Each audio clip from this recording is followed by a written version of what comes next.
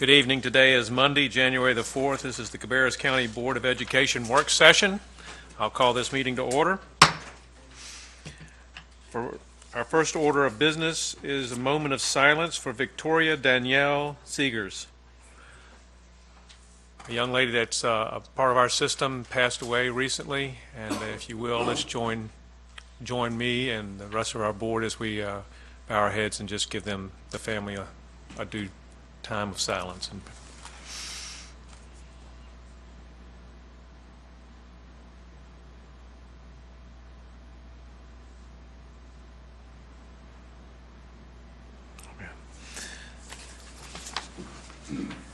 Victoria was a senior at J.M. Robinson High School, and she passed away on December the 22nd. Again, pray for her family as we go forward, and keep her in your prayers. Keep them in your prayers. Board members, I'd like to call for a motion to approve the January 4th work session agenda. Do I hear any motions? I make a motion that we approve the agenda as written. Second. And I hear Mr. Harrison seconding Ms. Carpenter's motion. All in favor, say aye. Aye. Oppose? That motion carries 7-0. All right, today Mr. Daniel Adcock is with us from SRO at Mount Pleasant High School. Daniel, thank you for coming out tonight. Appreciate you enduring these winter-like temperatures. I guess winter is coming now, to coin a phrase from a certain TV show. All right, our items tonight, first off is 4.01, policies and policy revisions. We have some PLS updates. Board members, you know that 1510 did get pulled, so that's not going to be up here, and Ms. Rhymer is here to answer any other questions that you may have, and Ms. Burns, excuse me. I'll take a quick second since it's a first read, excuse my voice tonight, to go through the updates. Policy 1742 is a strongly recommended PLS update. A board member did recommend a change that adds a link to parent information webpage to access forms. Our attorney and staff felt like that was an appropriate change, as well as the policy committee. Policy 4151, this is a required PLS update. It updates the statutory sites in the text. These are required, and the policy committee recommended that as approved as written. Policy 4320 was a tobacco product policy for students. This is an optional PLS update. It expands the products prohibited under the policy to include vaporizers and other electronic smoking devices. We did have a board member recommend a change that added that there is no smoking on school property or at school events. Again, our attorney and staff felt like that was appropriate, and the policy committee recommended approval as written. Policy 5026, this is an optional PLS update, again about smoking and tobacco products. There are options here. This expands the products that are prohibited in the policy again, and there was a recommended change by a board member to add a statement in the beginning to be consistent with our policy in 4320. The board is committed to creating safe, orderly, clean, and inviting schools for all students, visitors, and staff. Our attorney and staff felt like that was appropriate. And policy 5027, which is weapons and explosives, this is a required PLS update. It adds exceptions to the policy for circumstances under which concealed carry permit holders can have a weapon on school property. The policy committee recommended approval as written. Thank you, Ms. Rhymer. Sure. Board members, do I hear any other questions? Do we want to move this to the consent agenda for our work set, or for our business meeting next week? All right, a thumbs up. All right. So the policies on the first read will go to our consent agenda for next week. All right, 4.02. This is the policies that we need to approve for the second reading. Ms. Rhymer? Yes, sir. These policies are currently on consent, so I'll be happy to answer any questions that you may have. I don't see any questions. So, board members, are we going to put this on the consent agenda? Thumbs up? No questions, but just many thanks to the committee and the staff for working on all these policies for us. Thank you. Okay. Consent agenda for the second reading. All right, that moves us to Section 5, Consideration Action Agenda Items. 5.01 is the budget amendments. Ms. Klutz will be presenting.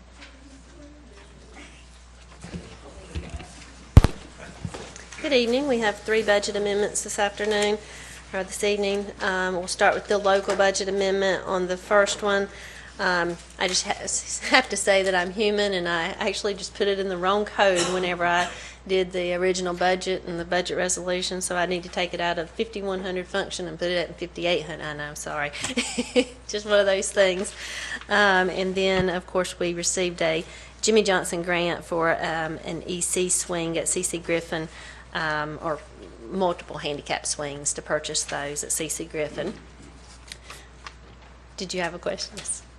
Yes, Kelly, Yes, ma'am. is this a grant just to buy EC swings, or is this for an individual child? A lot of times, we get a grant and it's for a child and swing follows the child, or Right. is this just we're getting handicapped swings for CC Griffin? We are getting handicapped swings for CC Griffin. The swings will not follow the child. They'll stay. They're specifically for that specific school. Sure. Okay.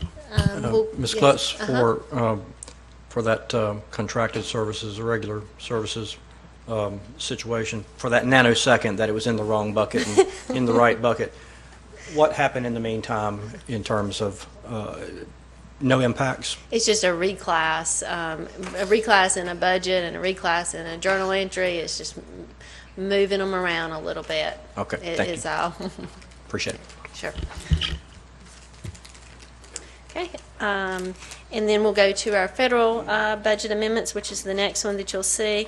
Many of our federal budget amendments our federal budgets were already set prior to the determination of the $750 bonus from the state, so we had to go in and make some adjustments, and you can see a lot of these are just kind of reclasses to take care of those, the bonuses and the benefits associated with those for the federal programs.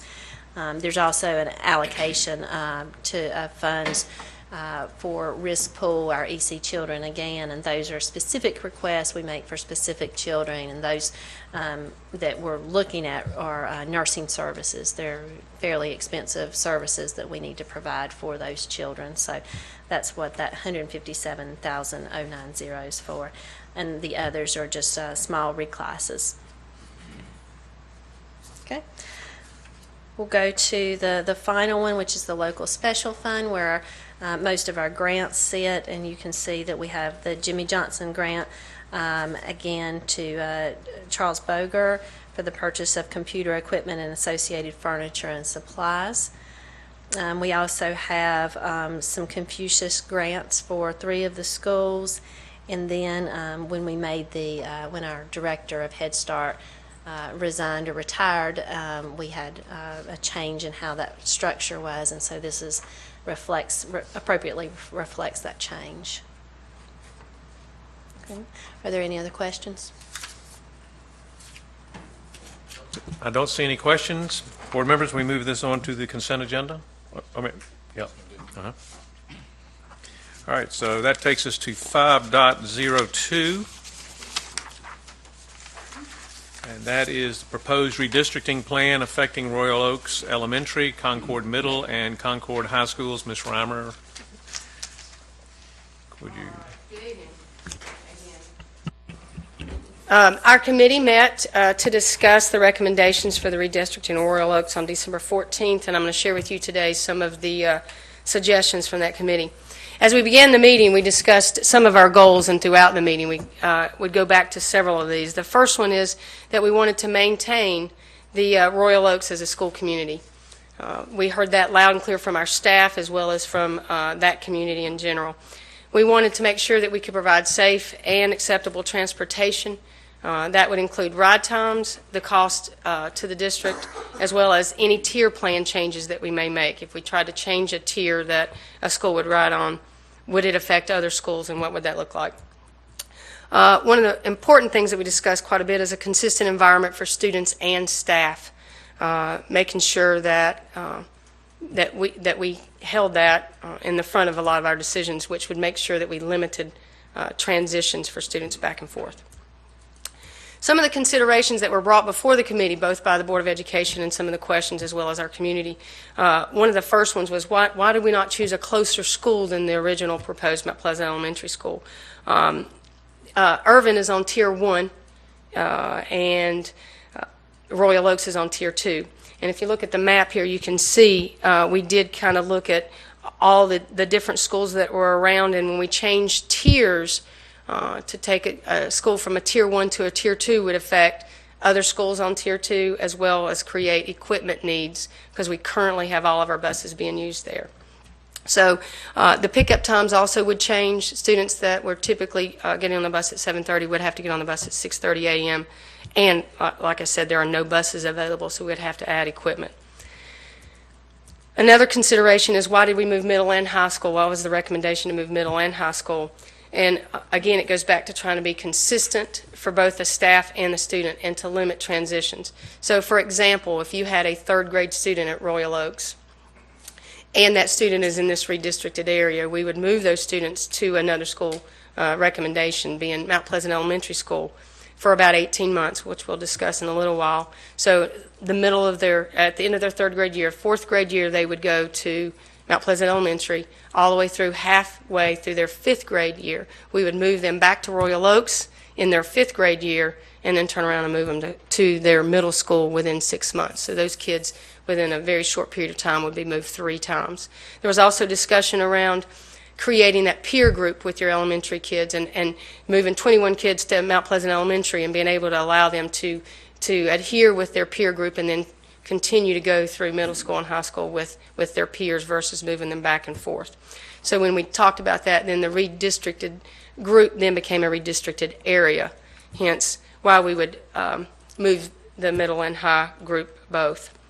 Why not move the entire top portion was another question. That went back to trying to maintain a Royal Oaks school as a community.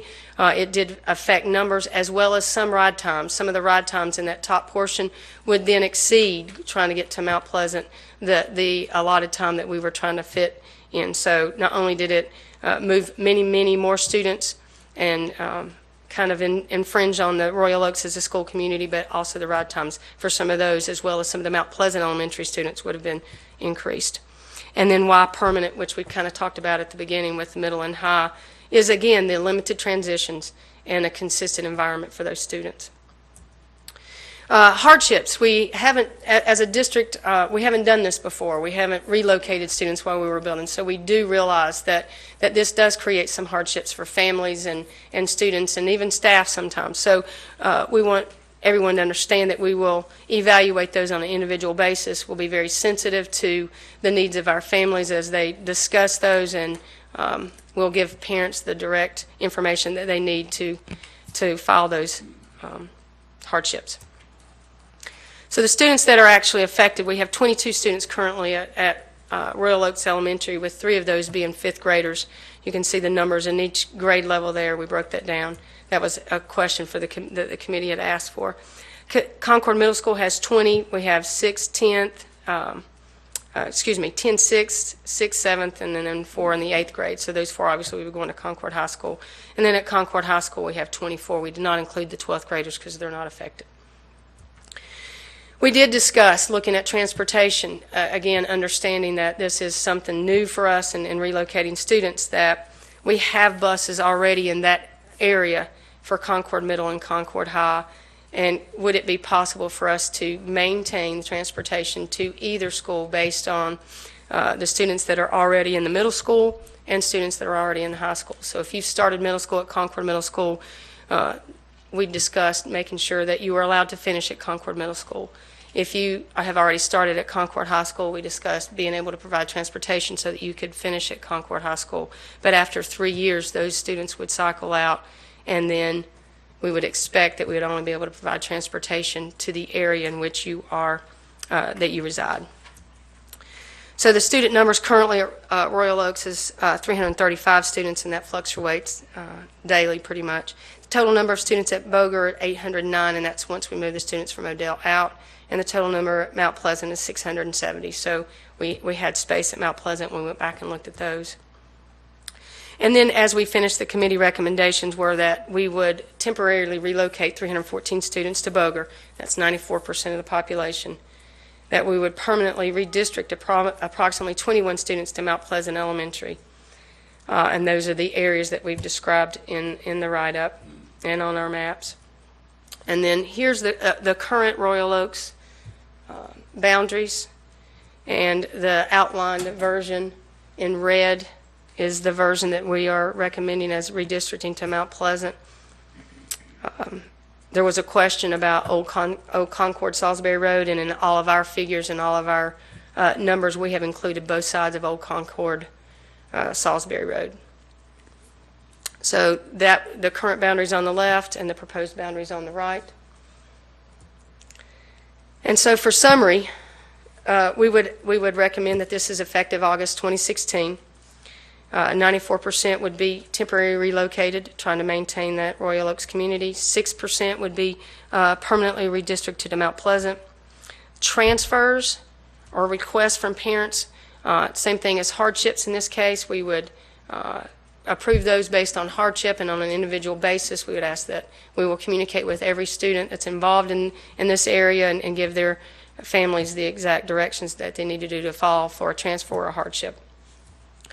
Transportation, the redistricted elementary students will be provided transportation to Mount Pleasant Elementary.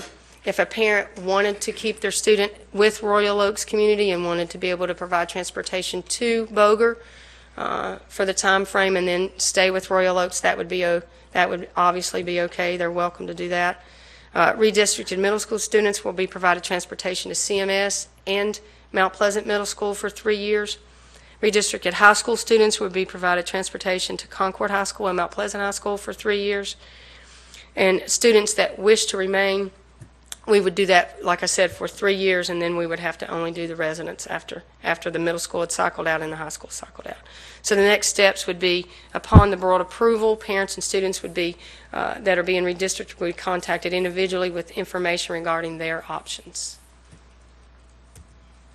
I do have Mr. Louder that's going to speak just briefly, and then we'll take some questions on the construction timeline. There were also some questions about the year versus the 18 months and how we got there, so I would let him speak just briefly to the construction timeline. Just hit the button there, okay? Can you see it? Okay. Yeah, I can see it now. Good evening. Yes, as we begin, we took our construction bids on December the 3rd, and this is this past year. And at that point in time, we hope to award the contract in March based upon the county having their funding complete, at which time we may be able to do some preliminary site work to allow us to move the project forward as quickly as possible. As you do know, we purchased some properties adjacent to the school to expand the site, plus also allow us a second entrance in and allow us to go ahead and begin demolition and construction of that roadway and that thing, hopefully following that award of contract. I say demolition and off-site structures begin probably April, right after that award. As far as the school, we really can't do anything at the existing school until June 9th, when the kids move off-site for their, at the end of the year, we'll start moving out furnishings, packing up the teachers and getting everything ready to be relocated to their new temporary home at Boger's at that point in time. We'll also be working on doing some the abatement issues. That's one of the biggest things we have to deal with here at the site. If we had a nice clean site, it'd be great. We could just start construction right after we awarded contract, but unfortunately we've got to go in and abate the issue before we can allow the contractor to begin demolition, which abatement just takes time. Unfortunately, it's not a hard task. It just takes time and it's expensive. Both categories there are tough. But we hope we begin construction demolition then in July the 15th, at that point in time, and begin actual building construction back in August. So we continue pretty much lose the entire summer just getting everything packed up out of the school, doing the abatement, and then doing demolition before we could actually start construction. So we'll start construction in August, and then approximately 15 months later, we will actually have the school completed in December of 2017, ready for kids at mid-year in January 2018. Okay, so it's I'm sorry, supposed I to have be 16 now, 17? I'm sorry. That should be 17. I'm sorry. I Should did be, it. yeah. I did that too. That's my typing. Sorry. That's fine. I'm glad you can read your typing. Well, I mean, I did it. I did all that. That all should be 17. Yeah, 16. So it's 2017. So carried away. Yeah, that's right. Everything else is right. Mm-hmm. Just the last one. So the school will be ready to move into in January of 2018. Mid-year, yes, sir. Okay. All right, board members, questions on the redistricting?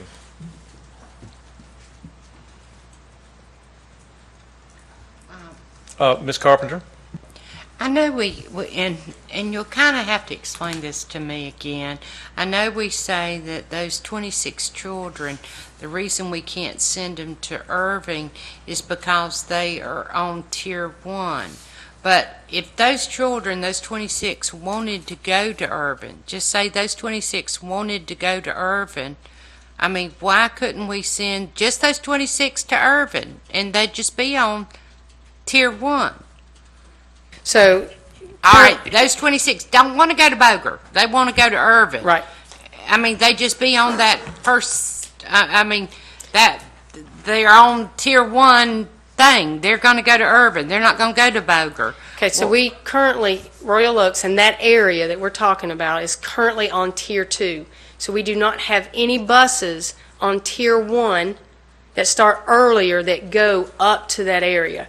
So to be able to move them to Tier 1, we would have to add equipment to be able to go up to that area on Tier 1 to pick them up, or we would have to move someone else off of Tier 1, affecting an entire another school. I mean, Irvin, you're saying then Irvin does not go in that area is what you're basically Correct. Yes, ma'am. telling me. It does not, correct. Oh, okay. So they don't go anywhere near that area. Okay, I follow what you're saying. So they don't go there. Okay, I got you. So they would have to.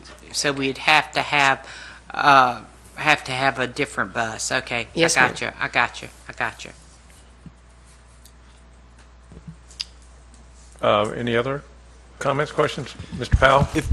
Just along the same lines, if parents wanted to provide transportation to Irvin for a variety of reasons that just work better for them, would that just be the part of that hardship application process? Yes, Is sir. Irvin available, in other words? Yes, sir. That would be part of the hardship process, absolutely.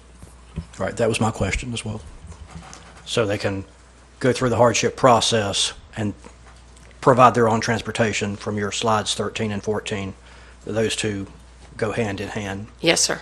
If their hardship is approved, they would Yes. provide their own transportation to that. Yes, sir, and we site. will be very flexible and supportive in those, understanding that parents will be driving their children there and picking them up in the afternoon. But the hardship process, that's an annual thing they have to apply for. And if they'd no longer be in the Concord Middle or Concord High. Correct. We Area. do have to do that so we can track students and that we know where they are, because this area will be districted for Mount Pleasant, so they would have to file that every year. And while it is a process, it's not a lengthy process. It's something they fill out a piece of paperwork and it comes to our office, and if it's approved, then, and as long as they do that every year and they stay within the guidelines of what our transfer policies and everything expect, then that would be fine. So can that fall through the cracks? If I don't act on renewing my hardship request by a certain time of the year, have I messed myself up and imposed a different situation on myself? Or I just want to make sure that the families who go through the hardship process, know to do it, and if they, for whatever reason, it slips through their own schedule, that it can be renewed, so to speak. Sure. We will have Sarah Morton, and our office kind of works on those. She sends out notifications. There's a lot of information there. We can be specific with that. I think if a parent missed a deadline or didn't resubmit or whatever, we would probably be contacting them to make sure of their assignment. Again, we have to make sure we know where the kids are. So.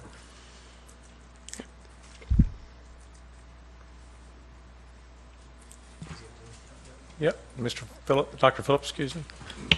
I wanted to go over the numbers again for Boger, so that if we go forward with the plan, it says projected number of students at Boger Elementary in 2016-17 will be 1,054, and that's taking into account that 150 of the current Boger students are going to be at the new Odell by then. Correct. Or the two Odells by then.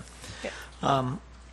So is that beyond the capacity of Boger? Are we going to have modular classrooms there? I'll answer a little bit of that, and then I'll speak to, I'll let Mr. Louder speak to it a little bit. Will we have to have mobile units? Yes. But there are some program things that are changing with the new Odell that will create a little more space at Boger. So Mr. Louder and I have been working on that a little bit. I'll let him speak to that. As she said, we built some specialized classrooms at Odell, which will move some of the programs from existing Boger to Odell, so that frees up some of those classrooms to be reprogrammed for a higher volume of students per classroom.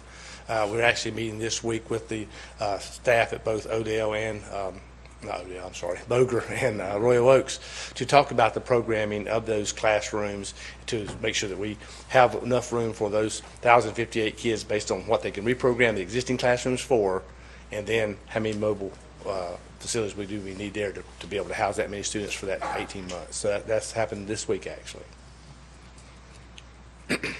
I had an additional, and whether you've thought through how you're going to handle that transition back mid-year.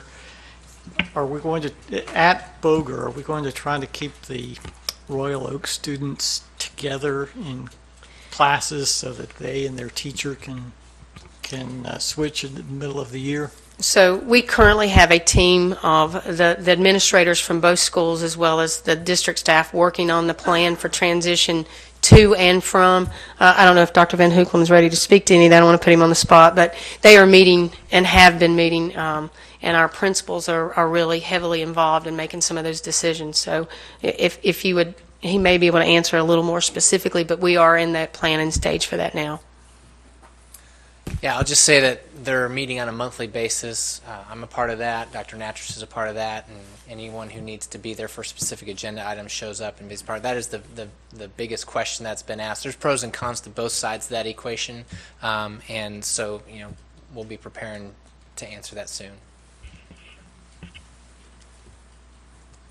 And I guess the only, I really appreciate the flexibility that you've built into the proposal here. It sounds like you're going to bend over backwards to try to accommodate parents that or students, parents and students that for various reasons would prefer a different option.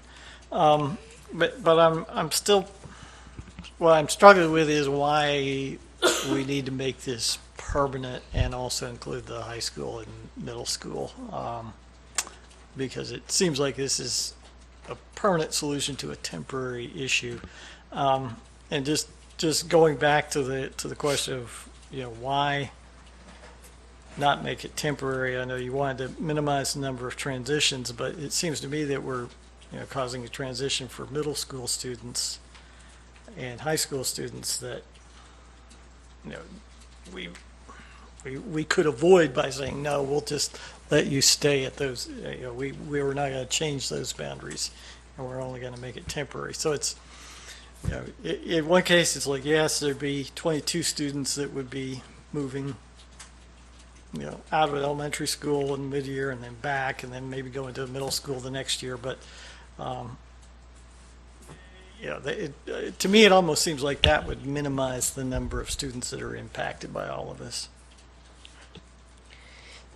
I think, from the committee and from the staff perspective, we did look, we did discuss some of that. I think the idea that the students get to stay together for periods of time, and the idea that we were being flexible with the middle school that are currently being affected and the high school that are currently being affected so that they could stay and not be affected and provide transportation for 3 years is exactly to your point.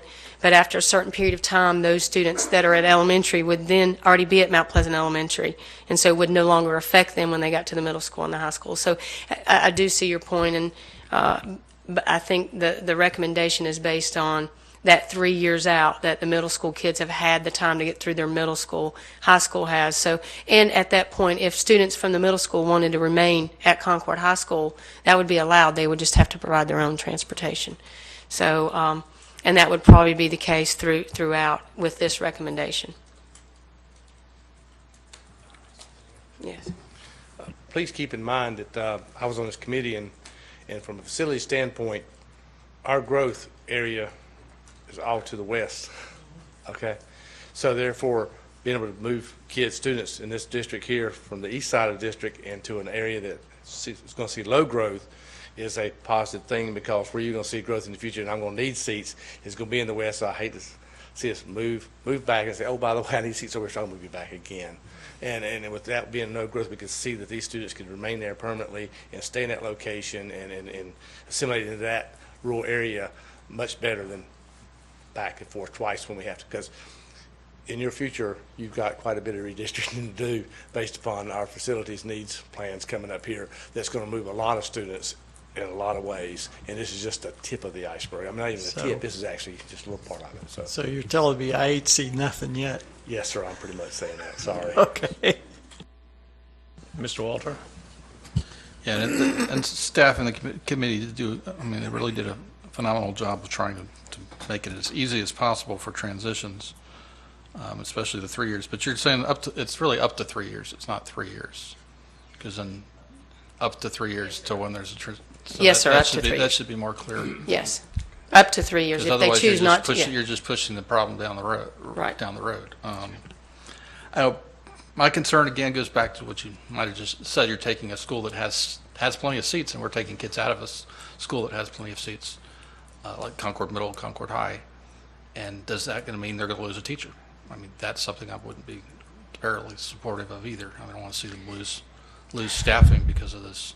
Well, and that's difficult to say. I don't foresee them losing a teacher based on this. Every year we have to sit down and look at the growth and how many students do we have here versus how many students do we have there. But really feel like the majority of our students will stay at Concord Middle for the next 3 years. I feel like the majority of the students will stay at Concord High School for the next 3 years. They're already embedded there.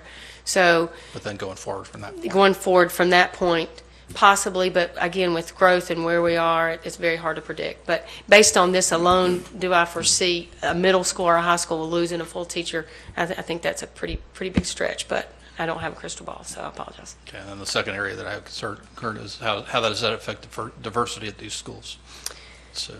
So again, when you look at the numbers per grade level and per school, we feel like it's a very minimal, if any, at all. Is it a difference? Yes.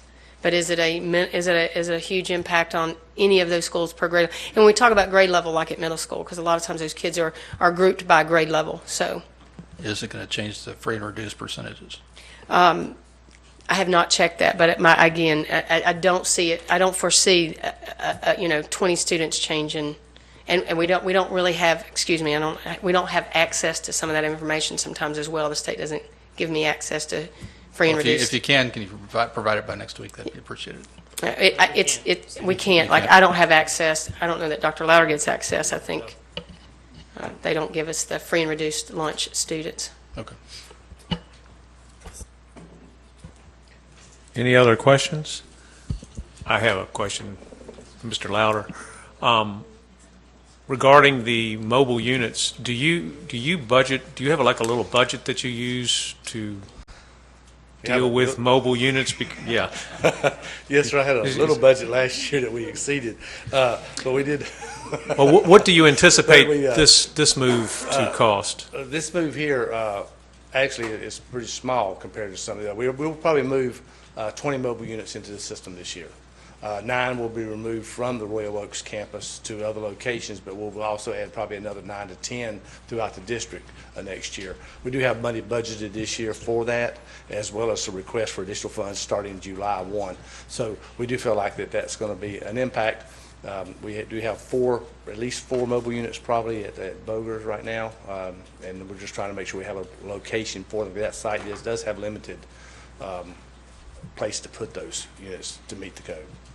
So the project has enough money in it to move mobile units to Boger to accommodate the additional students that we're bringing in. Is that no, what sir, I the capital understand? project does not pay for the mobile unit moving. That's a separate line item in our budget to handle mobile units. But when you move the mobile units from Royal Oaks, where will they go?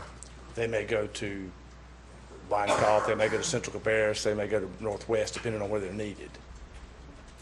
But those mobile units probably will not be relocated to Boger because I will need a different style unit in order to fit that site. Okay, so there's a program issue with the units that are going from Royal Oaks. Right, because they're not stackable, let's put it that way. Okay. There's a new style that's stackable that I can put them closer together to fit in limited space. I'll have it at Boger's to do so. All right. Yeah, I would like to, just if you could give us an estimate of how much that you think that anticipate that move would be from Odell to Boger, because that's an additional project cost that we don't have on the radar at this point. Dr. Phillips. Sorry, I remembered one other one I was going to ask, I forgot.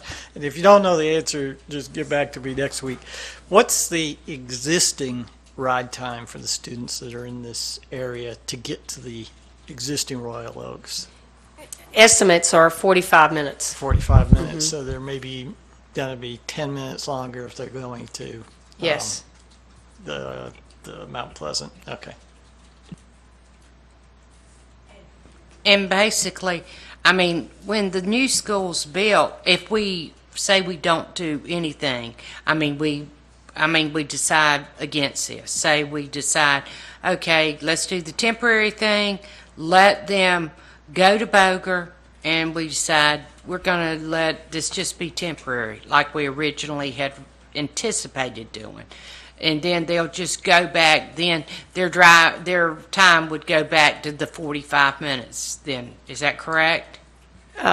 Once they are moved into the new Royal Oaks, but for the 18 months, their ride times, if we're transporting those students, would be in excess of an hour and 15 minutes. So we'd be picking those kids up, as I said before 6:45 and not getting home until after 4 o'clock. So if we did nothing, then the students in that area that have to go to Boger would have a ride time of in excess of an hour to an hour and 15 minutes. Right. One way. One way they would Yes, have. ma'am. But that's what we had, the parents knew that up front. Is that correct? No, ma'am. I think when we began this process, we were looking at where could we move students to that cost-wise, tier-wise, like we discussed, as well as space and availability and program, that whole picture. And so as we figured that Boger was the right choice, we started looking at ride times then. So the only presentation I think the parents have seen is the one that I did last month, which showed the ride times being in excess of an hour. And when you told the parents that, what was their response when you said, okay, your little kindergartner's going to be on the bus over an hour? What was their response at that point? Okay, so the only thing I've told parents is just what I've said here at the board, and I haven't actually spoken to any of those parents that are riding. So I did a presentation last month where the parents may have seen it or heard it on our TV, but I haven't spoken specifically to those 21 parents to say, what are your thoughts about your child being on the bus for an hour and 15 minutes? I have not spoken to those parents. I've just done the presentation here. Okay. I'm curious. Of course, we, as board members, we get emails. I got an email today with over 21, it had over 21 signatures, which really surprised me. Said they opposed this. And I'm saying, okay, well, are you aware of what you just informed me? My little kindergartner or my child's going to be riding a bus for, and what'd you say, an hour and Hour and 15 minutes. yes, hour ma'am. and 15 minutes, and they're going to have to get up, as you say, 6:30 in the morning. We're talking very rural parts of the county. It's dark, especially in the wintertime. Very dangerous. Are you willing to do this? Or do you want the opposite, where if they were going to Mount Pleasant, what would be their ride time then if they were going to be doing that? If they're going to Mount Pleasant, approximately 45 to 50 minutes, which is similar to what they're doing now. Okay. So this is what we've got. That's the big thing, the time safety factors involved with that. Yes, This is the two things that we are really trying to get around. Yes, ma'am, correct. Mr. Harrison, I see you want to speak. And stop me if this is apples and oranges here. I know we're talking about elementary students, but elementary students become middle school students. And at some time in the future, we're opening up the Mount Pleasant Middle School. So my point is, or I hope it's a salient point. Is this plan at all dovetailing into whatever we would have to do when Mount Pleasant Middle opens, or are they completely different, and when we get to Mount Pleasant, that window of time, we'll have to say the redistricting word again to accommodate that new school? Yeah, we have no current plans or discussions right now to redistrict Mount Pleasant Middle School at all. So Mount Pleasant Middle School will move into Mount Pleasant Middle School as is. 100%, 1-to-1? At this time, yes, sir. As best as we understand. As best as we know right now, yes, sir. Even though Mount Pleasant Middle will be larger than the current Mount Pleasant Middle? So Yes, sir. there would be empty seats in the new Mount? That's speculation and far off, I know, but I'm just saying, are we at all attempting to dovetail this plan with the new Mount Pleasant Middle School? At this time, we have no plans for that. We just- In the future, as we look at redistricting, would that be a possibility? That would be something for the staff and the district to look at. Okay, thank you. I have a question.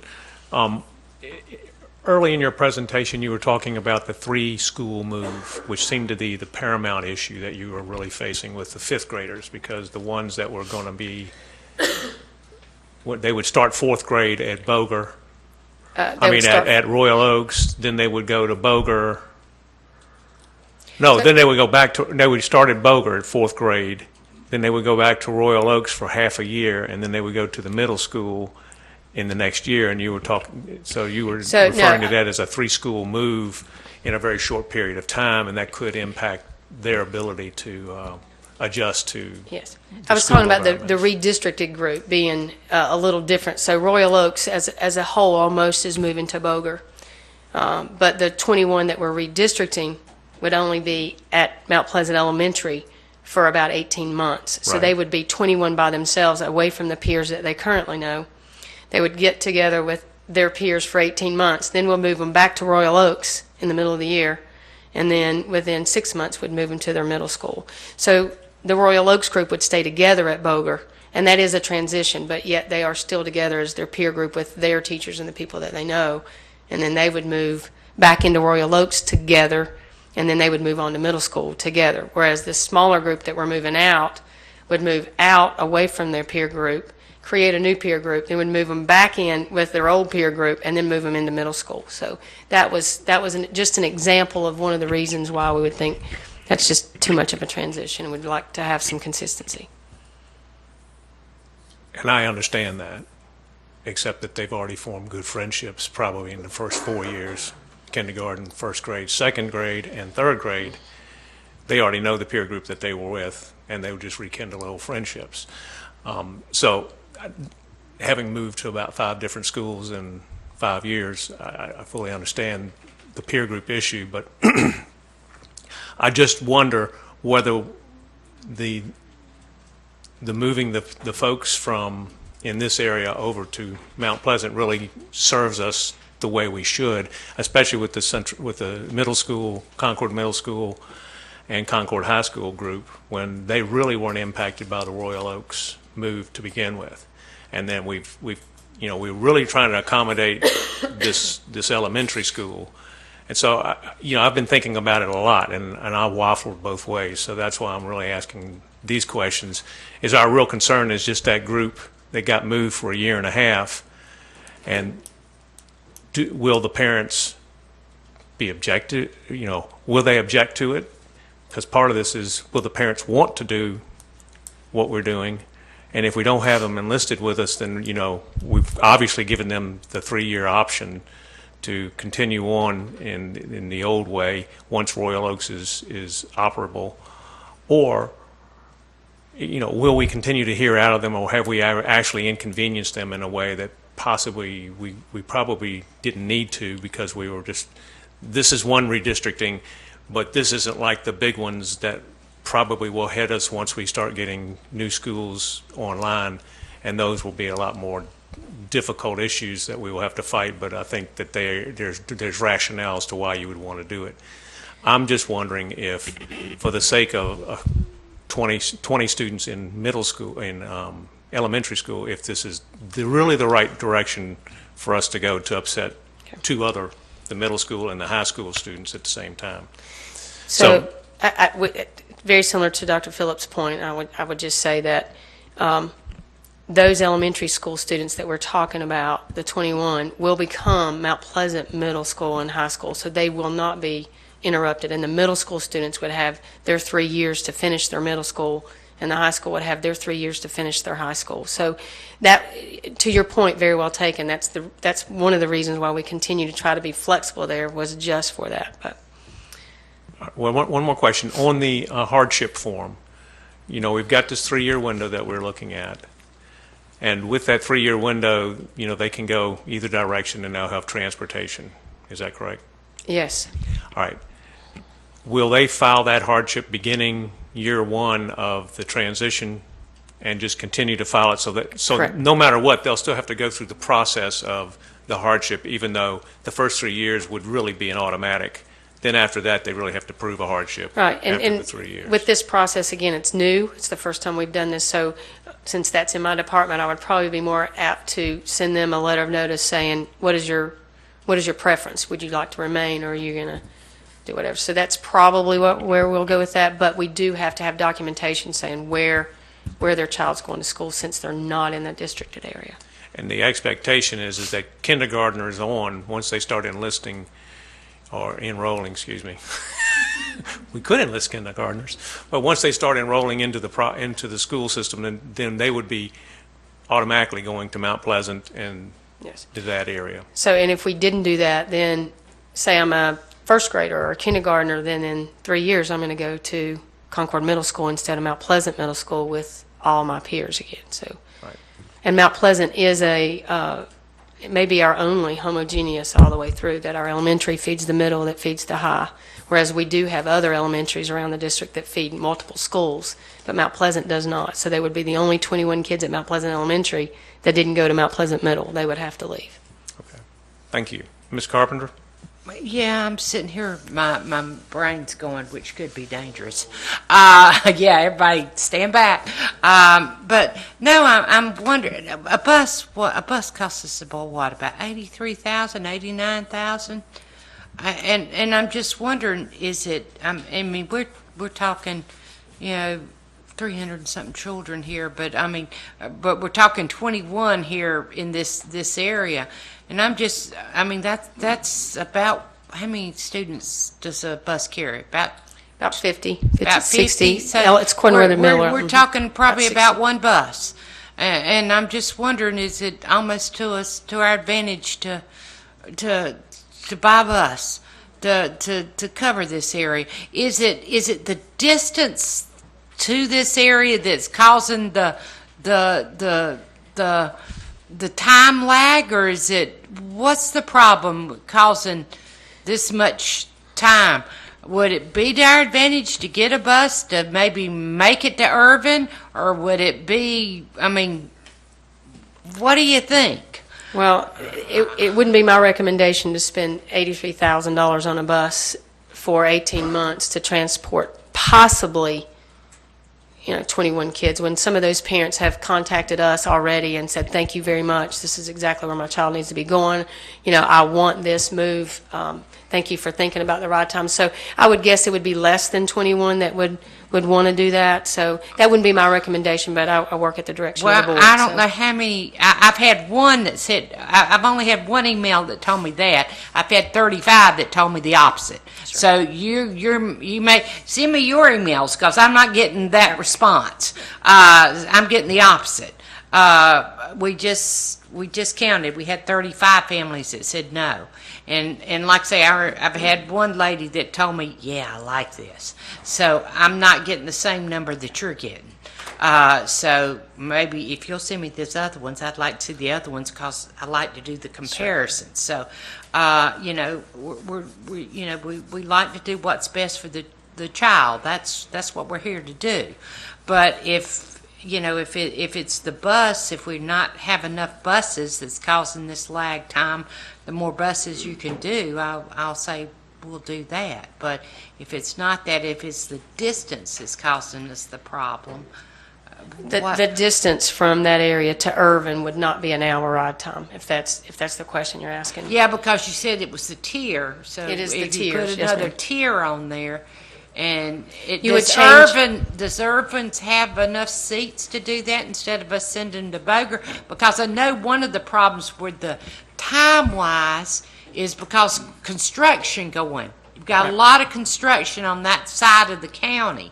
And I know that you wouldn't have as much construction if you were taking those children from Royal Oaks to Irvin instead of taking them across to Boger, because you got a bunch of stuff going on there.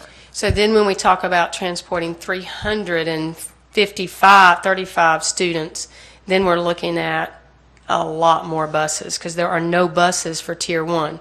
So if we're talking about transporting 21 students, then yes, that's one bus down to Irvin. But if you start talking about trying to transport 335 students down to Irvin, you're talking 7, 8 buses. Because they're all on tier. They're all on Tier 1, yes, ma'am. Tier 1. And since Irvin's on tier 1. Irvin's and on the tier- only other one that's on tier 2 is, Beverly Hills. Yeah, but wasn't, I thought I saw that, what is the other one? I thought Winecoff, Yes. but they're crowd, they're on. Winecoff is also Tier 1. The only other school that's... Oh, I thought it was tier 2, I'm Yeah. sorry.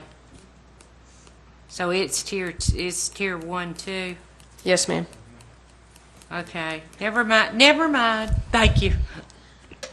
Mr. Chairman, just Yes, sir. just a budget question, if, if I can ask. I mean, budget season's coming up, and we're plainly talking about buses being a pain point for this particular situation, but in general, it seems like we are at our max of bus and transportation money. Are we making any kind of plans in the next budget cycle to request additional funding for buses? I mean, what you're saying is accurate for right now, but what I'm asking is, for budget 2016-17, are we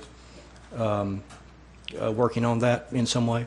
Yes, we are. Our transportation department has provided those documents, and you will see that in our budget committee request. We also are looking at a lot of growth. So with that being said, we definitely know that we have to purchase more buses, and that will be in, like I said, from our transportation. We'll present that at our board. And then they would have to be allocated around the county according to Growth the greatest initially, yes. demand, yeah. Thank you. And the other concern, Ms. Carpenter, I have with Tier 1, that's picking up children, elementary school children at 6:30 in the morning in the dark and the cold.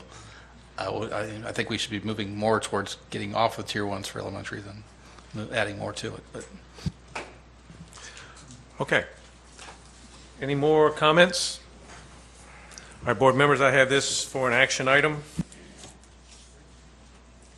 Everybody okay with that? So we'll hear that next week. All right, let's move on to 5.03, which is the new elementary magnet proposal. Dr. Van Hukelum, if you'll come forward, please.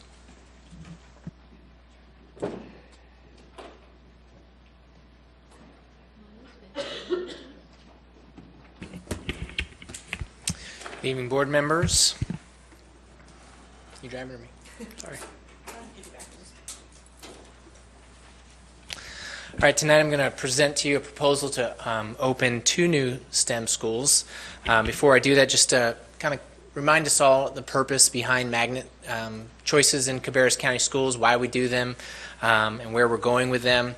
I think we presented at the November board meeting just an update on our magnet proposals, and you can see from some of the data I provided in the tables below that we had a lot of families that are interested in magnet choices. I think total we have over 1,500 students that leave their current attendance zone to go to another school in our district because they are interested in the choice provided at that particular school. Of course, this has started as a response to some of the competition we've seen over the last several years with charter schools.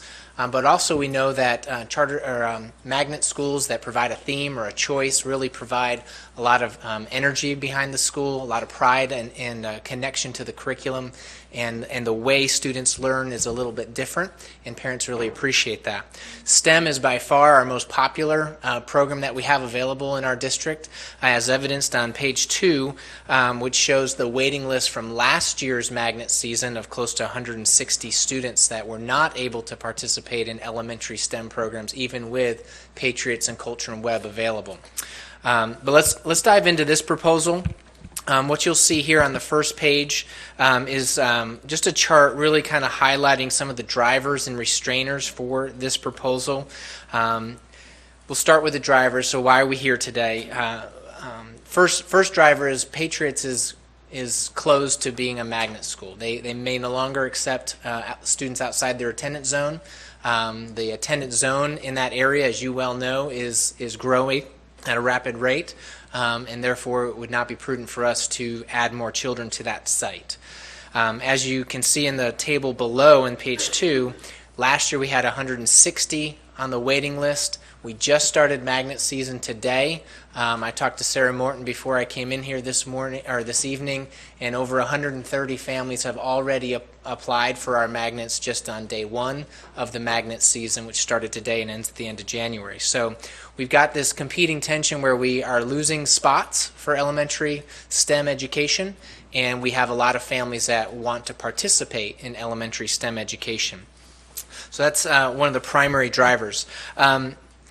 We also have as we enter into a season of high growth in Cabarrus County schools, as Mr. Louder already mentioned, a certain area of our county, we want to make sure that we are maximizing the space of every school in our district to the extent possible. So we look across our district and say, what schools in our district currently have seats available that if we could pull students from outside their attendance zone back into those areas, it would be a good thing for our district. It would be an efficient use of our resources, an efficient use of our buildings in particular, especially into areas that are not experiencing the heavy growth trends.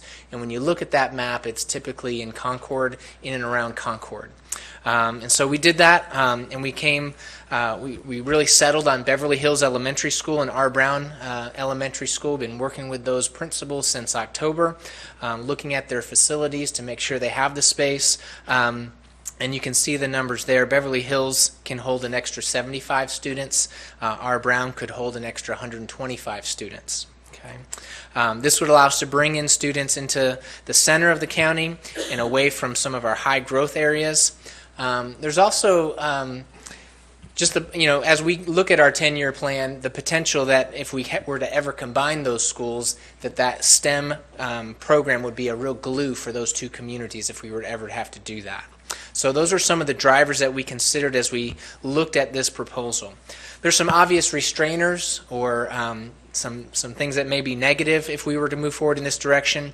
Obviously, we'd have to train the staff. So STEM education is not just a series of classes that you take. It's a different way of learning. We use a problem-based learning approach that requires some training for staff. It is a different way of teaching, very hands-on, and kids are learning around a problem. So science, math, English, social studies are all trying to be tied to a central problem that the kids are trying to solve over the course of time in their particular units. So we would have to provide training. We've talked with the teachers at Beverly Hills and R. Brown.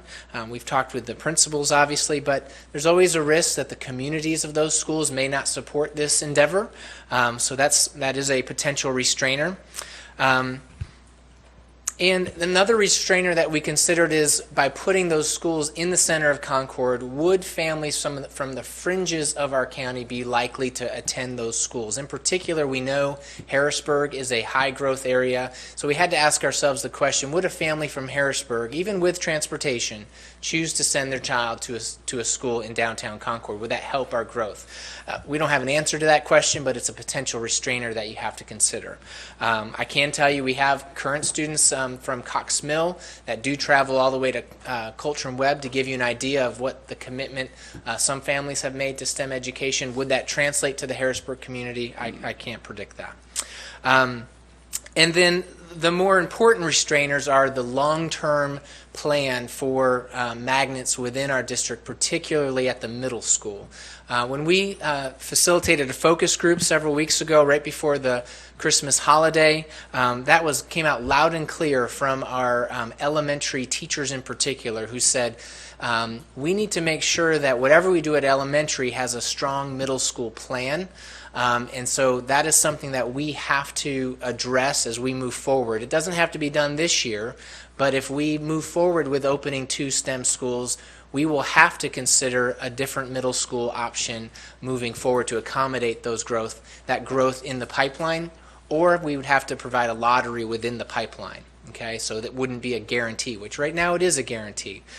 We have 170 some students from Patriots and Cultram Webb that will be going to J.N. Freeze next year. We didn't have to do a lottery. Everyone who wanted to go is able to go. If we open 2 new schools, that would not be the case, would be my prediction. Okay, so it's a year away, so it's not something we have to decide tonight, but it's something we have to keep in the back of our minds. And then the last thing we really talked about was, this is what kept me up at night, is how it might disproportionately affect Irvin in particular. You'll notice on the chart, I think it's on the 3rd page, the big chart, when you look at the number of students that Irvin has lost to the different magnets, they are most affected. And by opening 2 STEM schools almost in their backyard, potentially they would be more affected. We brought Irvin to the table in these discussions, and really we had a long discussion about our Title I schools. You'll notice if you look at our Title I schools, many of them have a choice option, as we've implemented Spanish immersion, STEM, and IB. And there's some real merit to having Title I schools who have free and reduced lunch over 50% have some sort of magnet to draw families in from the, quote, suburbs into those schools for that purpose. A great example of that is Weddington Elementary School. So Weddington Elementary School, prior to IB, was close to 70% free and reduced lunch. After IB, we've implemented IB now at Weddington Elementary. They have 140 kids there. It is now at 59% free and reduced lunch.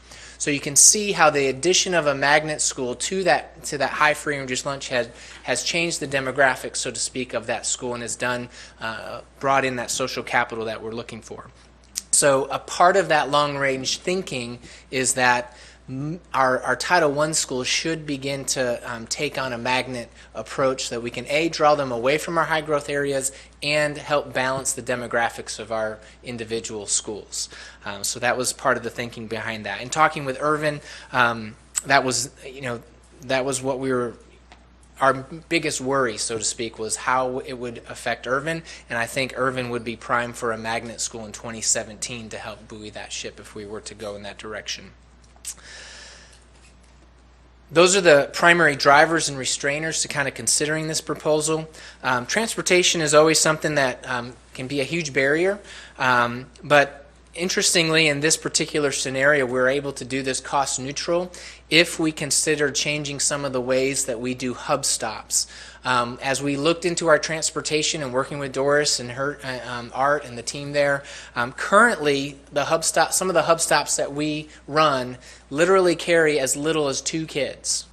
Now, these are families that have to get up in the morning, get their kids ready for school, have breakfast, and get in a car and drive to a hub stop. So they're already getting ready for the day, driving their child to a hub stop. If we consolidate some of our hub stops and set a goal for ourselves of hub stops of around 15 to 20, we can save a lot of buses and transportation. So much so that we could do this completely cost neutral from a transportation standpoint. That would be our recommendation to the board, is that we consolidate hub stops. Families would have to drive a little bit more, but remember, they're already driving. They're not getting door-to-store service now. They would have to just drive a little bit more to another school for that hub stop location. That's our recommendation for transportation. I gave you a lot of data in the proposal so you could digest that a little bit. Let's skip down to cost. Just let me explain some of the costs there. The initial cost is typical for when we open a magnet school, and we typically go into fund balance to open these schools, and they're a one-time cost. To me, that's what fund balance is for. That's what your savings account is for, is to invest. And so you have three major line items: professional development and STEM materials. We would bring all of the teachers in for training. Typically, we take a full week in the summer, all day for a full week. We pay the teachers a stipend to come in and give up part of their summer. We have used some consultants to do this training in the last few years from Wake Forest University and from what's called the Buck Institute. But we believe that we have the capacity now within our school system at both Coulter and Webb and Patriots and even J.N. Freeze to pay our own teachers to do that professional development. So we're hoping to do that as a way to provide that professional development. And then we have materials that we would need to get, including robotics type equipment. Engineering is elementary is a great curriculum that we've used in our elementary STEM program, so we would use that money for that. Facilities upgrades, while both of the schools can house the numbers I stated earlier, 125 and 75, those classrooms haven't been used for that purpose in a very long time. So you have furniture needs, you have some facelift needs. Those classrooms have been used for closets and storage and all kinds of different things over the years that they haven't been needed for children. So we would need some, I think we have $50,000 in there to make sure those classrooms are outfitted appropriately. And then the technology upgrades would include bringing those schools up to the same par as Coulter and Webb and Patriots in terms of one-to-one technology, and the newness of that technology. So while the schools might have technology, the years, some of them have up to 7-year-old devices. So we would upgrade their technology and infrastructure, and then also some of the fun stuff of technology. Your document cameras, smart TVs, and some of those things would be used in that particular line item as well.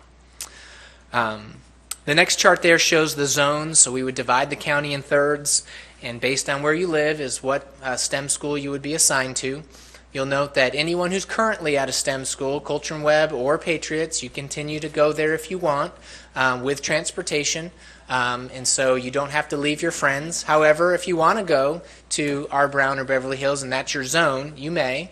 So some students may choose to leave Coulter and Webb or Patriots and go to their to R. Brown or Beverly Hills. But most of the time, especially as they get into upper elementary, they choose to stay with their peers.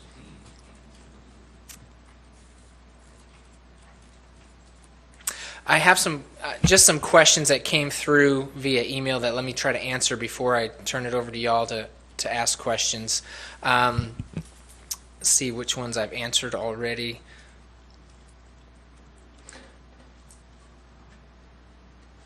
So one of the questions is about teachers being relocated, so from Patriots in particular. Patriots is we don't anticipate losing any students at Patriots, therefore no teachers will be lost at Patriots. If anything, they're going to grow a little bit as they continue to grow in their attendance zone, so they'll gain teachers. Same with Coulter and Webb. We anticipate them having the same number of teachers that they have last year, and those teachers would not have to be relocated for any reason.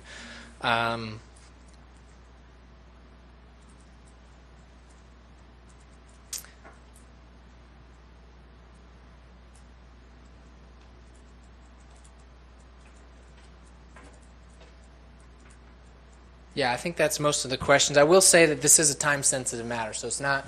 We don't have to decide tonight, but we do have to decide in the month of January. As you know, today was the beginning of magnet season, and so families are applying for their magnet schools right now. We would like to be able to communicate this out to our community on January 12th after the next board meeting if you were to pass this proposal. I will also remind the board that while it seems maybe that it might be hard to open up a school this late in the game, so to speak. We've pulled this off in the past, and we've worked with the staffs at Beverly Hills and R. Brown. We believe there's enough energy and excitement around the proposal from teachers that they're ready to embrace that challenge. The training in particular is the cornerstone of pulling this off to make sure the teachers are prepared to implement the curriculum as designed for a STEM school. That can't happen until the summer anyway, so we're confident we can pull it off for both of those schools. And at this time, I'll entertain any questions. All right, board members. Mr. Furr, you have a question? Yeah, I got a question. So Patriots is no longer a STEM school, correct? Patriots is still a STEM school, it's just not a magnet school. Okay. So it will continue So the students that attend there from other districts, they get to stay? correct. Okay. Yep. And one more thing you said, you may want to talk to Ms. Klutz about what the fund balance is for. I don't think it's for investments. At least that's not what we've been taught. I think it's for a rainy day. Yeah, Mr. Harrison? I'm of a mind that there really isn't any interest in STEM, that there is no demand for STEM, that there is no appeal to STEM. What the appeal and the demand is in the great teachers that we have who are flexible and can adapt to the STEM curriculum, and that their adaptability to get on board with the STEM program when that may not have been their prior experience is what's really in demand. Is what we talk about STEM as if it's this disembodied concept. It's not some concept. It's the teachers behind the programs at the STEM programs. But my question would be, when we're talking about 3 STEM programs at Coltrane, at R. Brown, and Beverly Hills, would each of these STEMs be equivalent? Would they have a different flavor, a different emphasis or something, or would they in effect be very, very similar in their focus or their theme, for lack of a better word, so that interest across the county in these 3 programs would basically, it wouldn't be a question of the instruction itself? correct. Yeah, we try to implement the same program, a guaranteed curriculum at all the STEM schools. So Using STEM A would be equivalent to Yes, STEM yeah, B yeah. and STEM C? Correct, yeah. And again, that problem-based learning approach, the way in which we teach is the glue or the commonality that each of those schools would have. Right. Thank you. Ms. Carpenter, I saw your hand go up. Okay. Well, my question is, first of all, and you made the statement, right now, the way we've got it, structured, we can guarantee our students that are in our programs that when they go on to middle school, they've got a spot. So they can progress on middle school, then to high school, because we've got the spots there. But you said if we go ahead and add 2 more, then we would maybe have to go to a lottery and they wouldn't be guaranteed. Well, that can cause frustration. We don't want to cause frustration among our students. So my question is, why would we want to do that? Why not maybe open 1 or wait until we can get something done maybe with one of our middle schools? Maybe we're not quite ready yet to do one of our middle schools. Maybe we've got working on something. Or another thing is, what my question is, why are we not looking at possibly Royal Oaks, which we are now working on to build a brand spanking new school, which we know will have double capacity, which we know you've already said, we've got 130 that's wanting to do this. We know it's going to be 18 months. Why not maybe do one of these schools and then maybe consider Royal Oaks, which we know is going to have at least double capacity, which we would maybe save money on computers because it's going to be computer ready. We wouldn't have to save money on possibly having to update something because it's going to be bright and shiny and new. And so why not maybe just do one of these and we'd save money on 2 of these areas right off the bat. And it's, kind of centrally located too. And it's not a growth area. We would be able to use that. Just throwing some stuff out there.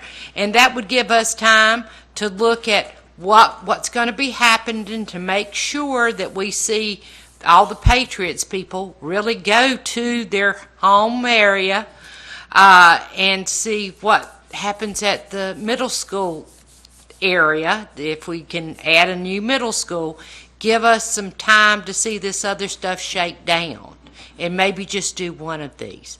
I'm just putting suggestions out here. And again, consider Royal Oaks as maybe the magnet. Throwing some ideas out there. All right. Anybody? Yeah, Dr. Phillips? So I didn't appreciate the issue of the mismatch with the number of seats in the elementary schools versus Jay and Freeze until you mentioned it tonight. So if I understand it right, the challenge is going to be that we're opening up 2 new elementary schools for magnets. Now, if I look at the numbers, it's only it's 200 seats. K5. K5. And right now at Patriots, we have 173, so it's not that much more. But the problem is that there's this temporary period when there's still going to be those 173 students working their way through Patriots, and at the same time, we're going to have 200 students over here in the 2 new schools, or the 2 additional schools. And so that's going to cause the bottleneck coming out of 5th grade. So I'm wondering, should we, just as we're transitioning students through and then out of Patriots, should we be transitioning the STEM program into Beverly Hills and R. Brown McAllister? Maybe just start with kindergarten through 2nd grade, and then the 2nd grade go to 3rd, 4th, 5th. Just as a way to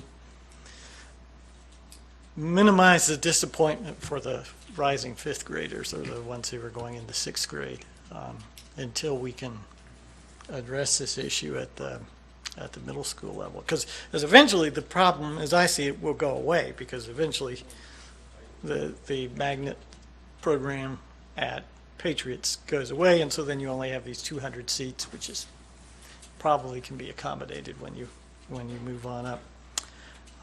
So those are my thoughts. I agree. Something has to be done at Patriots.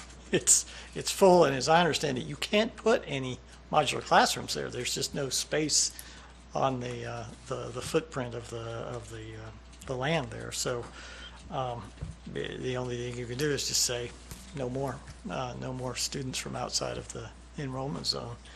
And so we either say, we either reduce the number of seats available for the STEM magnet program, or we only allow students from a certain part of the county into it, and that doesn't seem fair to me.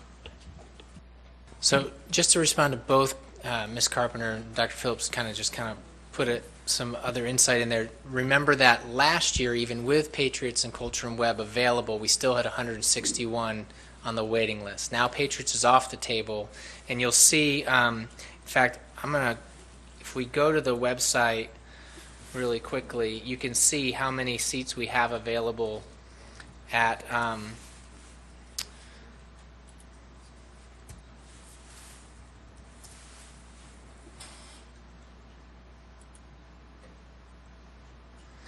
So let's assume that we have similar demand this year as we've had in the past. So let's say 200 to 225 kids want to go to STEM at a varying K5 entry points. What we have to offer these families is 43 spots at Culture and Web in kindergarten, 16 in first, and then 8, 10, 10, 10, 10. So that frustrate on the currently, if we do nothing, then there's going to be a lot of families that don't have access to anything. So that's just some data to kind of keep in the back of our mind as we consider that. But I also think the thing that we have to, whatever decision we make, starting the next day, we've got to consider what we're going to do at middle schools in 2017. That has to be the next kind of round of conversations with middle school principals and as a leadership team of what's that proposal need to be, because that will help alleviate some of that influx from the pipeline that we're creating. We've created. So that would be my recommendation is we do this now. It doesn't affect this coming school year. We've taken care of we've made due on all of our promises to families, and then we, January 12th, day after the board meeting, we start thinking about the middle school approach to not just STEM, but I think choice in general, right? Where do middle schools fall? All of them with choice and what based on what we're currently doing versus some other options we could do. Let me just chime in for a second on that, because I think the issues that you guys are bringing up is exactly what we have kind of thought about, struggled with. There's not necessarily easy answers to this. So all of there's the choice option in Magnet, and being able to provide a choice for parents, whether that's elementary, middle, or high, but certainly in elementary, middle, the two that are here. And then what role does that play in dealing with growth? So do we have a way, if we're going to have Magnet programs, I believe, and I think we all believe, or at least the staff does, that part of the answer to growth is to say, well, let's set up some of these schools in non-growth areas, so maybe if people are choosing to go, they'll go from a growth area to a non-growth area. And middle school, as Dr. Van Hukelum has just said, what we've kind of looked at with that is, so we have middle schools with seats in them now. In particular, Concord Middle and Winkler have a lot of seats that are available. So taking J.N. Freeze and those programs that we have in STEM and IB, and middle schools that have seats in them, where we allocate those programs to is also a way to deal with growth. So it's part of the solution as we move forward to, if we're going to offer options, where can we do it with feeder patterns that also provide us the opportunity to accommodate growth and look at schools that have seats, and knowing that lots of these are going to fill up, but are they going to fill up in the areas where there are seats at? Maybe not. And so how do we juxtapose all that? So I don't want to confuse it anymore, but say that is part of the equation, is to say we certainly don't want magnet choices to be in areas that are high growth where we don't have any seats like Patriot. So if we're going to do that, where can we have students move to? And as we do that, wherever we put it, even if it's not at Beverly Hills or McAllister, if it was at Royal Oaks, you still have to provide, well, what's the next option for them at middle school? And that's what I think Dr. Van Hukelum is saying. We believe this is the best way to provide that option with growth options. And then the next step of that is we have to have a middle school option using seats and J.N. Freeze and take those feeder zones as we move forward, regardless of what that is. And then all that will be part of the discussion as we move forward with the needs on what we're going to build. But every school that has seats, whether it's Royal Oaks or these middle schools, is all part of our discussion when we're looking at what we can provide and what transportation can provide when we set it up. So I think philosophically we really like providing that option, that a Coltrane Webb and a McAllister and a Beverly Hills are all within a half a mile of each other. There's a lot of kind of synergy that can come from that. And then to say, if people are going to move in, this is an area that we have seats and we can fill up for to provide options as we move forward. So again, I think we've struggled with and tried to figure out, as we provide these, and I really, I think we charged Dr. Van Hukelum and Ms. Rhymer, Mr. Louder with, well, let's try, as we try to come up with these options, to figure out what the ripple effects are to other schools, because every time you open one, there are ripple effects to other schools. I think the students and staff, or parents and staff at McAllister and Beverly Hills would say there's been ripple effects as those schools open. So it's not perfect because we don't know exactly where people are going to come from and choose, but I think that was one of the reasons that we delayed this to bring to you, is to say, well, let's meet with everybody again. And again, Dr. Van Hukelum has said, wow, I'm really worried about a couple of the other schools. Let's look at that. So to the extent that we could, we've tried to vet all these to say what's our best option. It does not mean it's perfect, and it does not mean that we've come up with every ripple effect that will come with other schools, but we'd like that plan moving forward as a choice option and as a growth option in particular. But again, want to emphasize, we know that a year from now, or hopefully maybe a couple months earlier than a year from now, we're probably going to have to bring to you, regardless of what the decision is, to say middle school is the next part of this equation as a choice option and as a growth option. Thank you, Dr. Louder. Mr. Walter? Yeah, thank you, Mr. Chair. Couple of questions I had was, I went back and when we opened Patriots, it was $200,000 per school. For the opening of Patriots was the recommendation, or the cost. So it's not $200,000 per school anymore, it's less than that? Well, remember that these schools are significantly smaller. Mm-hmm. So, our Brown McAllister has 285 students right now, and Beverly Hills, I believe, is hovering around 325. So even together, if you put those numbers together, they still don't equal what Patriots was when we opened Patriots. So that's so part of that was the number of students, not the okay. Yeah, the training in particular for the staff, and then the technology for those students, etc. Yeah, I mean, your points there, the concerns are, I share a lot of those concerns as well. As far as how it'll affect the other schools. But we do have, I mean, how many seats do we have open at our Brown and Beverly Hills right now? I mean, they're under They're under capacity. under capacity That's substantially, I think. Is that? I One, mean, 125 at R. Brown and 75 at Beverly Hills. so we've got to do something. How else would we fill those seats other than a redistricting of some sort? Exactly, We'd have yeah, to do yeah. something. So what about IB? Why was IB not considered as adding a Sure. set? So IB was considered. We talked at length about IB. Right now, we don't believe we have the we have enough space still at Weddington to accommodate the needs of IB, and IB needs to take that foothold. It's not authorized yet. Our first program's not even authorized yet. It'll be authorized in March. So we wanted one more year of that. But I do think in 2017 you'll be hearing about the need for another IB elementary school, and that kind of speaks to kind of this potential of a long-term plan that says all Title I schools, including Royal Oaks and Irvin and the others, have some sort of draw to bring students from our overpopulated areas, but also to balance that socioeconomic status within the schools. So, you know, we've said for a long time, right, that 50% mark is a great, you know, mix of students from different socioeconomic statuses, and to the extent that we can make that happen in our schools is good for kids. So that's another strategy, not just to affect growth, but also for learning in the school environment. Okay. Those were my questions on it. Okay. I just want to bring up a point. What you just said, and I'm trying to get my head around it, but let me just work in round numbers here. Let's say a school has a capacity of 500, and 250 of them are neighborhood kids, and 250 come from various areas. My daughter was in a German magnet program in Charlotte, long ago and far away, and in effect there was de facto segregation within that school. The neighborhood kids were not interested in the language immersion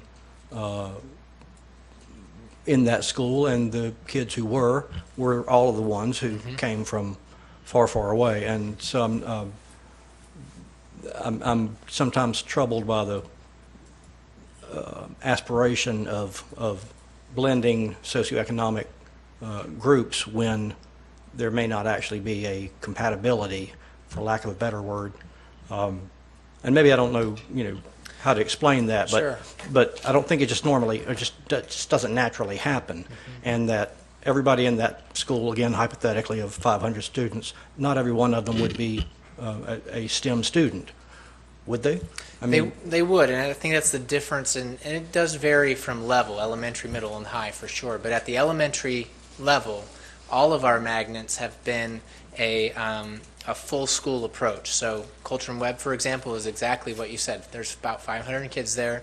250 kids come from outside. 250 kids are neighborhood, but they're all STEM. And when you walk into class, there's no segregation as far as you're a magnet kid and you're as far as that goes. but in time, the testing and the assessments changes that dynamic, doesn't it, or changes that? To some that extent, and that's ratio. We haven't seen the effects of what a STEM type program can do for student engagement. The hope or the theory of action is that students, as they come in, the age of 5, get so turned on to school that they do better long term with assessments, and their connection to school is tighter because they're just so glued to what school is all about and they love it. We haven't been doing it that long to really test that theory from kindergarten all the way through. But it's also a reason why last month you voted to lower that requirement for Jan Fries to say, it's not all about a test score. Let's get more of those students in to that pipeline and keep them in that pipeline as they mature from 5 years old to 12 years old, 13 years old. So in effect, you're saying that STEM it contributes to a lifelong learning or love of learning kind of, in theory at least. That's the hope, absolutely, yeah. But we don't have yet any internal data. I mean, anecdotally we might, but internally we don't have any trends that We have, confirm we have about that 3 years that kind of trend. engagement yet, do we? We do, and that's what the neat thing about the I3 Inspire grant is that grant, part of that is a program evaluation, a really rigorous program Collection of data. evaluation. Yeah, and so we do have some of that initial data. It's a year and a half, 2 years old, but survey data of students, how they feel about school, their connection to school and curriculum, and of course test scores, and then retention is the biggest one. The retention. To how many students are we retaining in the pipeline? So we're collecting that data. It'll increase over time. Thank you. Mr. Powell. Thank you. Well, I have 3 kids that are in a STEM school, and was an administrator when we opened a STEM school and had a budget that we spent to open a STEM school, and was in a meeting with Dr. Van Huclem and Dr. Shepard, 2012 maybe, and I said, why is it here? Why is it Patriots? We're getting ready to explode here. And not long after that, I wasn't at Patriots anymore. So that's how that worked out. But and then you guys got the emails. But there are. This is an editorial, and I'll probably get something said to me later about editorializing. But there are definitely STEM children. I've worked in the building with STEM children. I've been a part of teaching STEM kids, and my kids have been a part of STEM education. But at the elementary level, I've worked at elementary, middle, and high as teacher and administrator. And at the elementary level, it is definitely overstated. And I think I agree with David Harrison. Might want to write that down, David. Yep. That the accommodations made by the teachers to work within the STEM framework was fantastic at Patriots, and they just kind of, rolled with the punches and had a whole lot of transition at that school that they didn't ask for and so forth. But it worked out fine, and my kids are getting a wonderful education at Patriots in the STEM program, I guess you could say. But I do think it's overstated, and I do have a little concern with the budget item. I'd rather. I think Dr. Phillips said something about we're bending over backwards for the Royal Oaks kids, and then what's on my radar is we're bending over backwards for the Wolf Meadow kids, and we're providing transportation now to STEM kids from Pitt's zone to go to Patriots and Pitt's zone to go to R. Brown or wherever it may be, the other option there.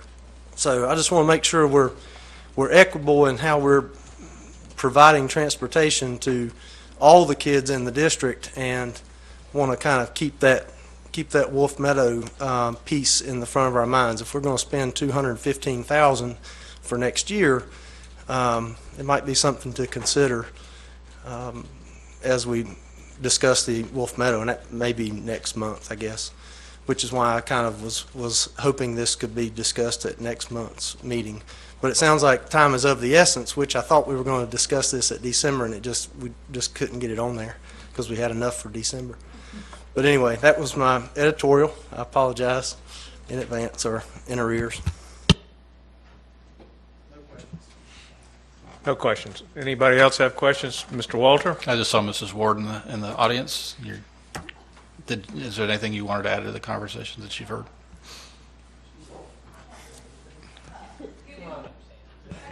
Yeah, come on. There you go. Got the mic turned on and everything. Okay, cool. Good evening, Board. As the outgoing principal of R. Brown McAllister, I can speak very, very strongly to the fact that our community is open to a magnet option. Our school has been impacted strongly by the Coltrane Webb and the Weddington Hills magnet programs. Our parents are very astute, as those all around the county, and they understand the need for this, for the option to be at our school in Beverly Hills. Is just like it's our sister school. We consider each other sister schools, and so I will say that when you talk about the interest for STEM and whether it's overstated, at our school this year I implemented 21st Century STEM Lab, because I wanted my students to be able to partake in that problem-based learning type of atmosphere, whether we were STEM or not, and it's going fabulously. So, and my parents are there at open house. We had everyone come by and visit.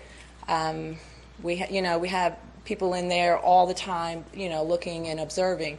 And so what I can say from a very strong standpoint is that our Brown McAllister is definitely ready for that, and I have been moving our school in that direction for a number of years, because I knew that as the population decreases, there's going to need to be something done.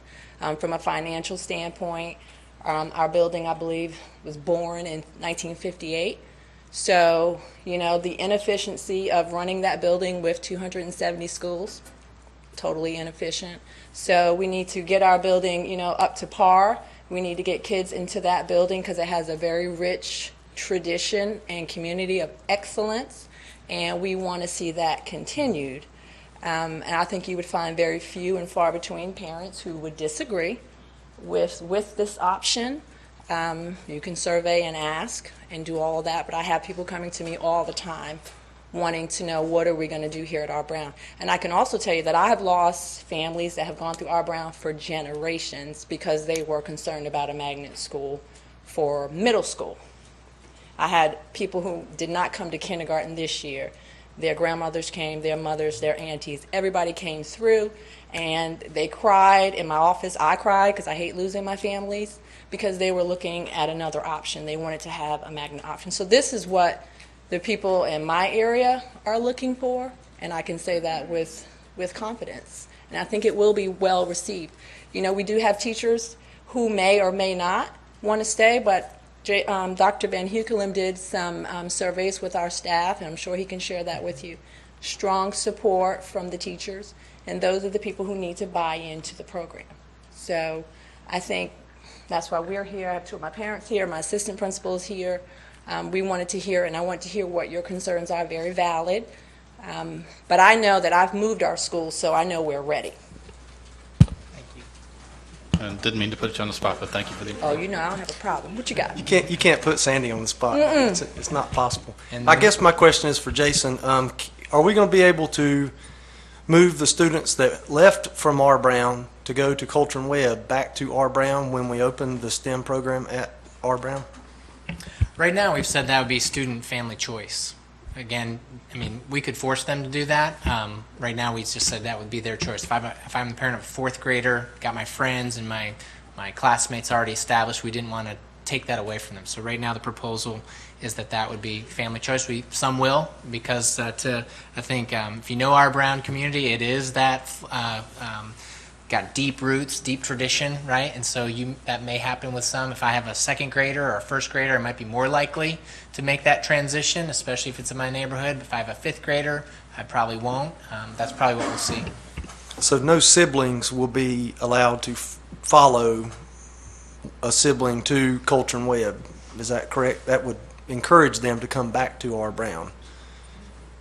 Is that correct? Our current policy, and Lynn can make sure I'm on track here, I don't memorize policy very well, is that siblings do get to go to the school of their sibling, because the other piece of that is you don't want families going to two different schools. So you will have some third graders at Coulter and Webb that choose to stay at Coulter and Webb, and that rising kindergartner gets to go to Coulter and Webb as well. I hope that's minimal. Hopefully it's offset by families that say, I want to be in my neighborhood again. I'm so excited. I can't wait. And hate to leave Coulter and Webb, but neighborhood, So there's a lot of competing factors there. But right now they would be able to stay. Am I right? As long as there were seats. As long as there were seats, right. Yep. Are you finished? All right, Ms. Carpenter. As I mentioned earlier, if we opened just one, I'd pick hers. As we mentioned, and two, she's got more seats. R. Brown has more seats, and as she said, her staff's real willing. And again, we could do hers with 125, and then take my second option, which is Royal Oaks, which would be coming up. But she does have the more seats available, and that's my 2 cents worth. I do just want to speak to Royal Oaks for a minute. I think that just know that everyone is aware that Royal Oaks is going to come back with considerably more seats. And I think there are 2 or 3 things that are on the table for that. One is we have according to predictions, a tremendous amount of growth in the Boger area. So when you look at all the schools that are part of that, which would be Boger, Widencroft, and Royal Oaks, we may have, by the time Royal Oaks opens, if everybody built a home that there's a permit for in the Boger area, there would be 700 more students there. Now, they're not all going to build a home in that amount of time, but they could, and in 3 or 4 years. So that has to be there to figure out, is that part of the discussion? And then again, the magnet options for that are plenty. So, you can, IB could be an option for that. You could open another STEM if the desire was there. People have talked about arts magnets in the past. Not that we're going to necessarily go down any of those roads, but we know as that school opens, it has seats, and are we going to use all of those things as part of that? So it's always been part of the discussion. It is part of the discussion, but we don't think it's the best option because Coltrane Webb is a half a mile down the road, and it's part of the discussion and where the area is. But Royal Oaks, when it opens, we and this board will come with a recommendation to say, we know we've got to use that in a different way, probably to account for growth and possibly with the magnet. So I just, like when you say, well, what about Royal Oaks? It's like the Royal Oaks has to be part of a future plan, but Boger seats and a magnet that can take considerably more than this one is part of that discussion. So I would just say we're there and we know that, but we're all going to have to talk about that to figure out the best way to use that. We just don't think this is the best way when we have 200 seats a half a mile down the road. Well, and please understand, my whole point in not jumping automatically with 2 is to give us a little breathing room here, knowing that we're not real sure exactly what is going to be happening with Patriots, and 2, not knowing exactly where we are with the middle school at this point. Let's just make sure, instead of jumping all ahead and maybe getting all these children in the pipeline, not knowing, and not biting biting off more than we can chew at one time, and taking it a little bit slower. I know we're all excited, I know that, but sometimes we've jumped the gun, which we maybe did, as Mr. Vince said. I told y'all it was going to explode. Well, so yeah, that's exactly what happened, and we had to back off. All right. Well, we know that some things we're not really sure what's going to happen. Maybe we're guesstimating these things, that this is what's going to happen. Well, let's just kind of, maybe do one thing at a time. Then we can do the other thing, is what I'm saying. I'd like to speak. Is that all right? Okay. I have some questions. Number one, Patriots. How many students are at Patriots today? I think 940. And what's its program capacity? 1,000. What's that? 905. And you said it's at 940, so we're It's at 940. Oh, 9. So It was it's 1,000. So what was the answer? 940? They're at 940 today, yes. And their program capacity is 905? I thought it was 1,000. Are you sure? Okay. 944? 944. Okay. All right. Yeah, well, we'll be getting a refresher on that later this month, so Mr. Louder will be providing that for us. There's a difference in program capacity and seat capacity. Please keep that in mind. If it was seats, yes, 960 is seats if every classroom had 25 kids. But not every classroom has 25 kids because of program capacity. So therefore, it's 905. I think actually with programming, we had to have mobile units there this year. We got 2 mobile units there this year because it's beyond the capacity of its actual use. Okay. All right, so I was just doing some simple arithmetic, and you were talking that at J.N. Freeze, you have a potential for 125 seats in 6th grade. Is that correct? We have more than that. In fact, we have 175 coming up from Culture and Webb and Patriots together, and we will accommodate all of that in 6th grade this year. Right now they have that 125 in 6th grade, but we have more space at Jay and Freeze than we currently use. So the 173 that I see at Patriots spread out across the 6 grades, is that all in STEM at Patriots, or is it 905 or 940? The whole school is STEM. Every kid at that school is in STEM education. So we don't segregate the STEM kids on one classroom and attendance zone kids on another classroom. They're all doing STEM education. So the number that I'm seeing on this chart is actually the magnet kids only. Correct, yeah. So out of 940 students that are there today, 173 of them are magnet kids. You'll lose 31 of those out of the 5th grade, and we won't replace them. So that will bring that number down. The next year we'll lose 27 and then 31. So those 173 are going to, over time, matriculate out. So do we have an idea of how many Patriots kids are faithful to their cohort's school as it goes forth? So this current year, let me get that for you. So the current 5th grade has 176 kids in 5th grade. Okay. Of those 176 students, 94 of them will go on to Jay and Freeze Middle School. Okay. Does that make sense? Yep. Okay. All right, so that means that you're about 50%, are you like, so 50% of the kids or students at Patriots will go on to Hickory Ridge Middle?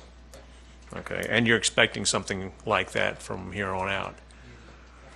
All right, because I was just looking at the numbers, but I didn't understand that chart, so obviously I was thinking that we had some extra seats at Jay and Freeze. So you're saying we have potential of 173 seats for STEM at Jay and Freeze for 6th grade, not the 125 that we see in the chart. Correct. Where do you see 125? If you go to your second or third dot point down on your tensions, your restrainers, you said yes, we only have 100. That's right. Yeah, that was based on our previous cohorts, and then when we got the intention forms back last week from the 5th graders, it was 175. So we felt like we have to accommodate that. We don't want to do a lottery this year, so we can and we will accommodate those 175 kids. Now, can you accommodate them in 7th grade and 8th grade now Correct. based on our new policy? So that would be 3 times 175 or whatever that number wants to work out to, 525 or something like that. And depends on what we come back with as a middle school plan. You could have a bubble in that year as we kind of relook at middle schools across the board. And, we have a lot of space at Winkler. We have a lot of space at Concord Middle School. Those are the 2 schools that if you look at their school buildings, you have space to kind of continue to add. So. All right, I'm going back through my list.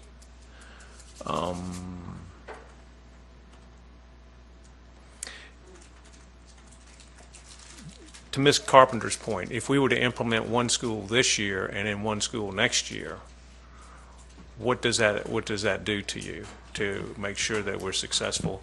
And then the next part to that question is, how bad a shape are we at? Because you were talking 2017. Well, in my mind, if you're talking 2017-18, I need to make plans this year for the middle school. Mm-hmm. And I guess that will be coming up at our board retreat, but maybe not. But that's I think we're not thinking out far enough ahead, and for this board to react, because here we are dealing with this, and we're at the midnight hour and having to make a decision rather quick. Sure. So I think regardless of the decision on this particular proposal, whether it's 1, 2, or 0. There has to be a long-range kind of plan around middle schools in particular to make sure we're meeting the growth demands of our choices, whether it's STEM or IB, and including the language immersion, which those kids will be 3rd grade, 4th grade, so they're coming up as well. So that all needs to be taken into consideration as we kind of look at the 10-year plan at the retreat around building new buildings, trying to find ways to suck as many kids from the outer rim of our county into the core, where there is space in those buildings. I think that's going to be the challenge going forward. But to answer your question about do one year, one the other, Sandy kind of said a statement where she said we're sister schools, and I think they really kind of operate that way. Beverly Hills and R. Brown McAllister, I heard all about their volleyball matches, and so they have an identity together as kind of the small schools of Concord. They kind of thrive in that environment. And remember, while Sandy and some of her folks are here, we've done the same work with Beverly Hills. And so if Amy and her team were here, they'd be jumping up to the podium just like Sandy would. So you got to balance those things. But then ultimately, you got to go back to the original kind of impetus for the proposal, which is last year, even with 2 schools, we still had a waiting list of 160. Now we don't have one of those schools, and we can anticipate at least another big waiting list if we don't do anything like that. So this gives us the ability to handle that entire waiting list, whatever comes in the next 4 weeks for STEM, by doing 2 schools. And it might not go all the way, but we would be able to handle, I think, any amount of interest. The 175 applications that you had for Jan Freeze, how many of those came from the elementary schools? Because you can have at-large applications as well. Is that true? Right. That's what we know from the elementary schools. So there are 0 outside spots available for 6th grade STEM at Jan Freeze. All right. So no one else can. That's right.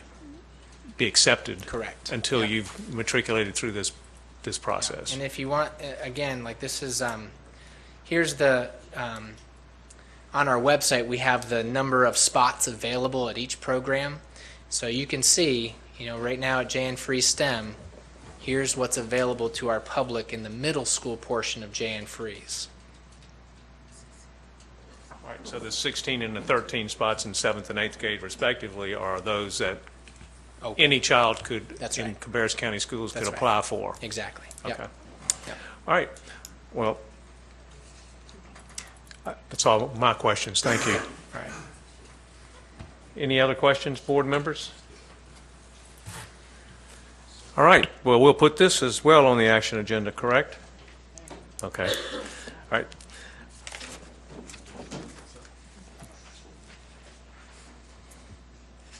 All right. That carries us to adjournment. I'll take a motion. I make a motion that we adjourn. Carolyn, Ms. Carpenter makes a motion to adjourn. Dr. Phillips seconds that. All in favor of adjourning, say aye. Aye. Opposed? We're adjourned.